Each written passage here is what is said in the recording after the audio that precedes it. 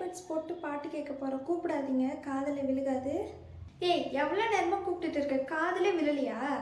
அம்மா, நான் சொல்லிட்டு தானே போனேன், இயர்பட்ஸ் போட்டு பாட்டு கேட்குற, கூப்பிடாதீங்கன்னு.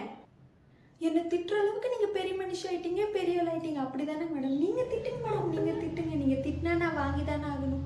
நீங்கள் திட்டினா கேட்கறதுக்கு இந்த வீட்டில் நாதியாக இருக்குது. நீங்கள் திட்டுங்க, நீங்கள் திட்டுங்க. அன்றைக்கே பக்கத்து வீட்டுக்காமலாம் சொன்னால் உன்னை கழிப்பால் வச்சு கொல்ல சொல்லி. ஆனால் நான் உங்களை கொல்லாமட்டேன் பார்த்தீங்களா? நீங்கள் இதுவும் திட்டலாம், இன்னும் பேசல, என்னை வீட்டை விட்டு கூட துரத்தலாம். இப்போ நடந்த எல்லா பிரச்சனைக்கும் நான் தான் காரணம். நீங்கள் ஒரு தப்பு பண்ணல, எல்லா பிரச்சனைக்கும் நான் தான் காரணம். வேணும் உங்கள் காலில் விழுந்து மன்னிப்பு கேட்கட்டா? என்னை மன்னிச்சிருங்க மேடம்.